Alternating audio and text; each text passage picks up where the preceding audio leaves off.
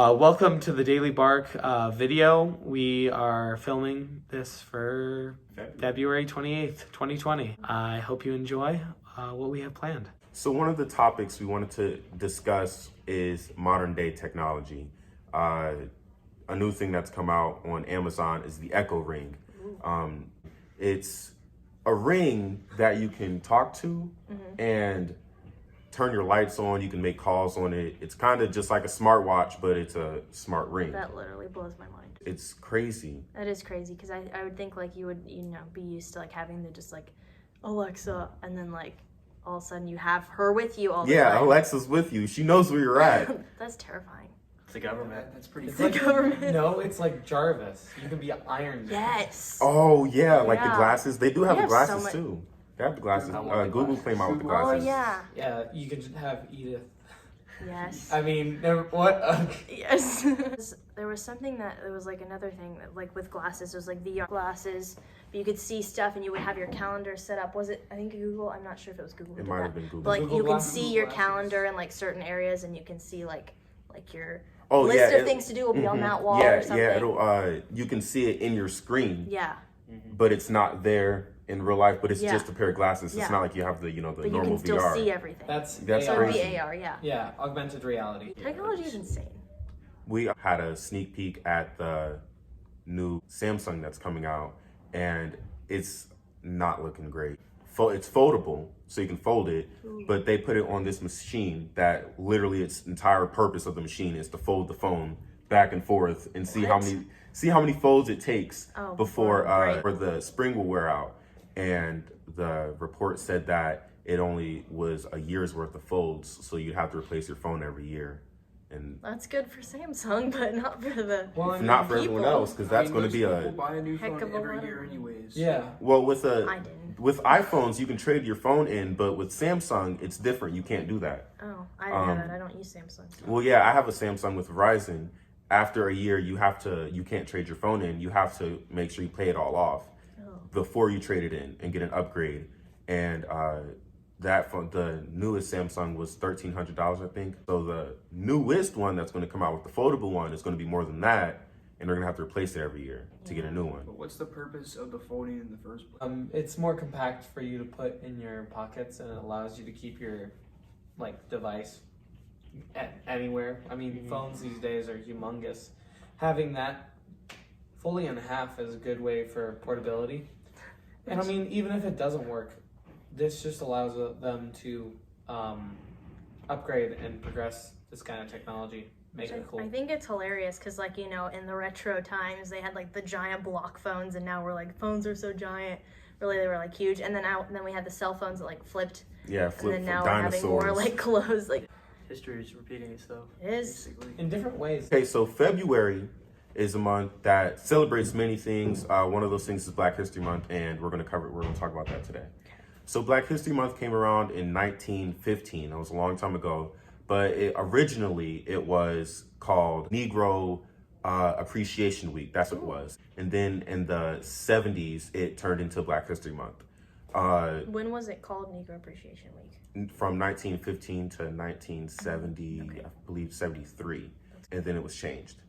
But the celebration of it started back in the 1800s when Abraham Lincoln was president. He freed the slaves in February. Didn't And people say that he still kept slaves? yeah, well, they were sharecroppers. So that means that they worked for very, very little pay. Or exchange of goods. So like they'd work and then they'd get a portion of what they bought in, a very small portion. Yeah. At the school, at Heath High School, every morning there's an announcement from a person that is very inspirational in Black history. There's a quote from them said on the announcements. That is one way we celebrate Black history today. Other ways that I've seen done, parades. In Cincinnati, they have the Freedom Center. It's this big museum that's there. And it's right on the border of Kentucky and Ohio. Like when you're on the balcony of it, you can see Kentucky. Cool. And that river actually is what the slaves used to cross in order to get to Ohio, because Ohio was always a free state. Oh yeah. Kentucky really wasn't. And there's a story of a woman, she had 3 children with her, and she was on the Underground Railroad. And she came all the way from the South, all the way up to Ohio. And once she got across to the river, she had a machete in her hand to protect herself and her children. And a whole bunch of slave capturers was there at the end of the river, waiting for her. And then they found her, and then she knew that she was going to go back into slavery. And it's a misconception on what she did after, but what she really did with that machete was she killed her kids. Oh. She did that to free them from the slave lifestyle, which honestly I wouldn't have the guts to do that. Yeah, no. I would just, but she knew there was way too many of them for her to attack with that one machete. Other people that are very influential in Black history are Oprah Winfrey. Oprah Winfrey is the richest Black woman in the world. She has like a lot of money. And I remember when I was a kid, and even my mom remembers too. When I was a kid, or before I was born, we were talking about it recently. Oprah used to do a whole lot more stuff than what is really noted today. Today, she's just known for Weight Watchers. But she would go to like poor countries and raise up people who are in poverty. She would help them establish schools. She has a school in Africa, South Africa. It's a school for girls. That's cool. She's helped Haiti after they had their really bad earthquake. I believe that was in 2010. She helped them a lot. Now I think she's old, so it's like I'm pretty sure it's hard for her to get out and do more physical stuff now, but she did do a lot. Cool. Another person who was very influential in Black history would be W.E.B. Du Bois.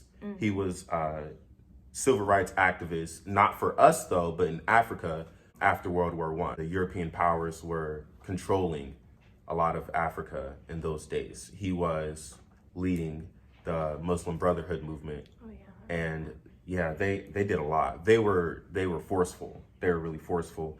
And people like Malcolm X took his thinking and applied it to what he did here in America. Yeah, because he was pretty forceful too. He was very, very forceful. He wasn't a peaceful person like Martin Luther King Jr. He was more of a, okay, well, we're going to get our way.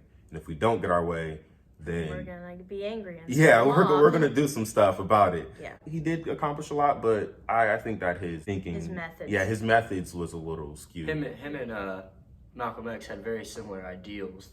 Their methods were way different. But there was times where they would work together because their end goal was always the same. Right. Martin Luther King, even John Lewis was another person. He spoke. I'm gonna get back to that. John Lewis, he spoke right before Martin Luther King at the "I Have a Dream" speech. He's not really known well because he was like pretty much under the shadow of Martin Luther King, but everything Martin Luther King did, he was there with him. He helped a lot with a whole bunch of stuff that's going on. He has a cartoon book, like a graphic design type book called March, and it's a series. And it explains like how he grew up and how he got involved in the civil rights movement.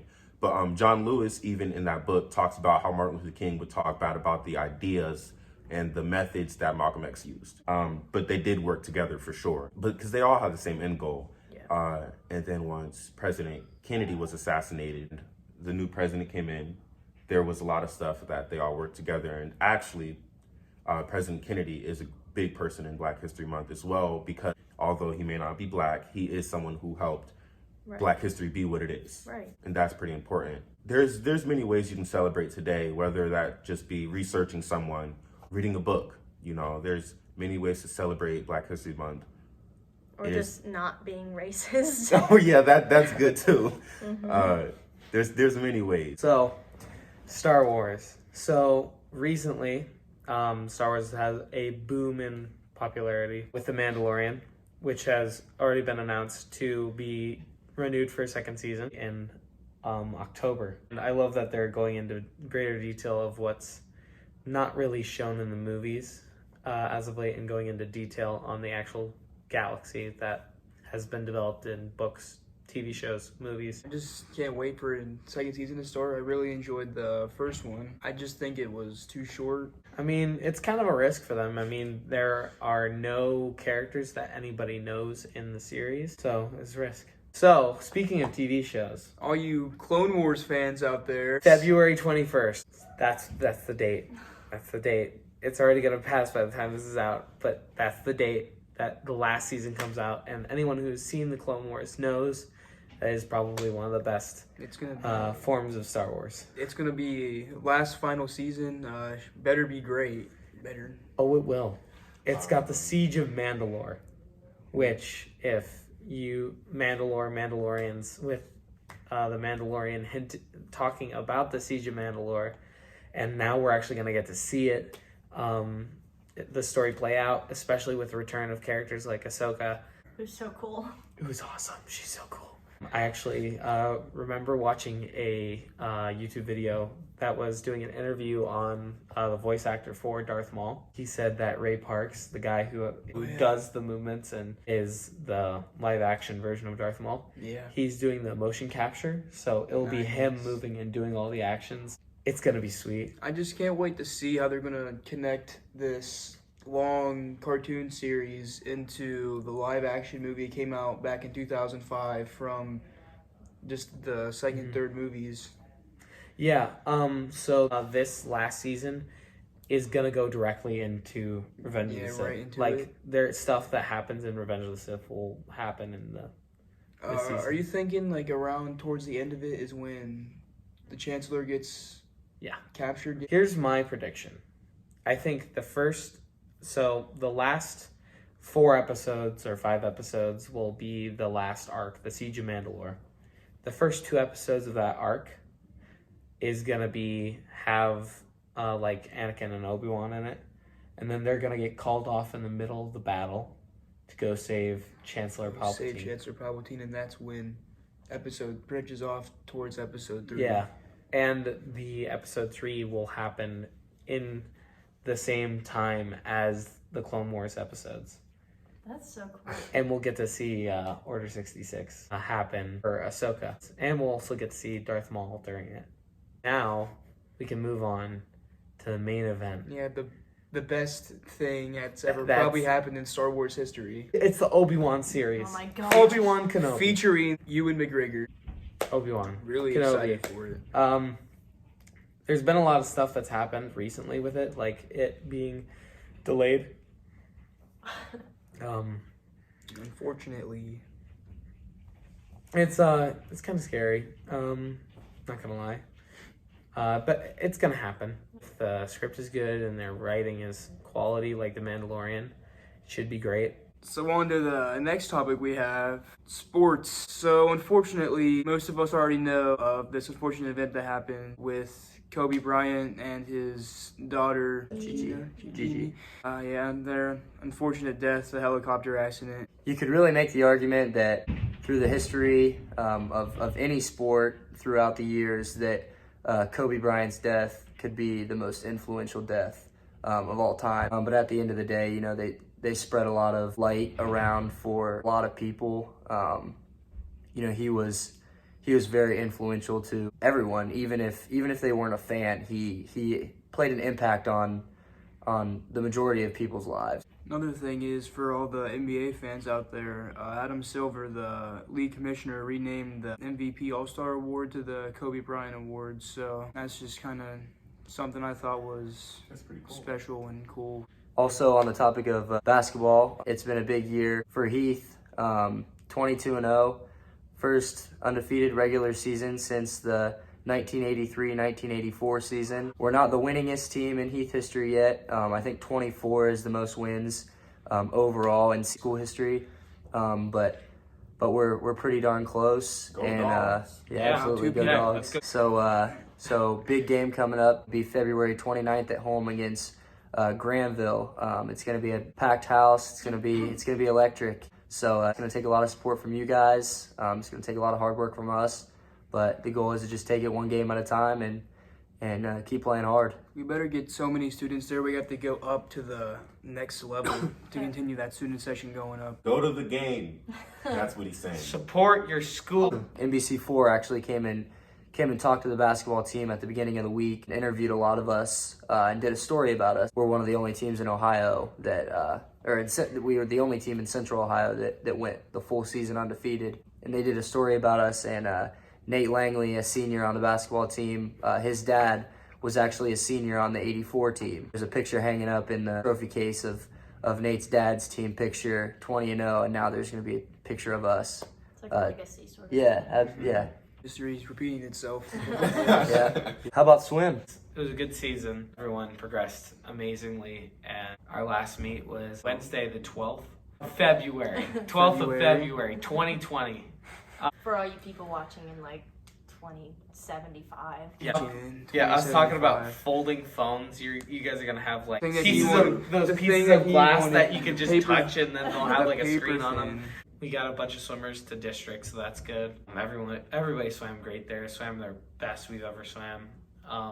And it was emotional for the seniors. I think it was the most emotional. You saw me. Yeah. It was pretty clear that you were. Yeah. So I've been swimming since I was 4, and I just bawled my eyes out, and it took me about like an hour and a half to like, come close to getting a hold of myself. Hey man, at the end of football season, I that's cried good. for like 2 days. So Yeah. It's the end of like Your era, yeah. Yeah, end of an era. Anything about indoor track here? No, I believe last I checked they were ranked number 1 in the state. Some potential rings coming up maybe. I know in the next couple months they're gonna have a state meet at Spire Institute, which is in Geneva, Ohio, I believe. The 4x4 team has done really, really well. The 4x2 team is doing really, really well so far too. I know we've had some individuals who have excelled really well. You know, hopefully they can bring the state ring home. Wrestling also doing really, really well so far. One senior, Canyon McKee, he's had an awesome year so far. He won the Robin Drum Classic, which is a host tournament at Heath. Robin Drum was really big on the wrestling program at Heath. You know, unfortunately, we lost Robin Drum a few years back. So this is like a memorial tournament honoring him. Well, he happens to be senior Canyon McKee's uncle. And then Canyon's senior year, he ended up winning the Robin Drum in his weight class. So that's a really cool story. And I know Riley Gold has had a really good year as well. Carter Jacks. Hopefully they can make a run when it comes postseason tournament time. Hunter Simmons started wrestling a couple weeks ago, maybe, if that. So. Oh yeah, he came back from a knee injury. If he can do well, the little time he's been on the team. Bowling, boys and girls teams just won the sectional. Yeah, that's what it was. So on Friday. Yeah, It was boys Friday. and girls won. What? That's crazy. They're both gonna go play in the district. I've been Friday and Saturday. Okay, Man, so only they're a out swim team bowling. won.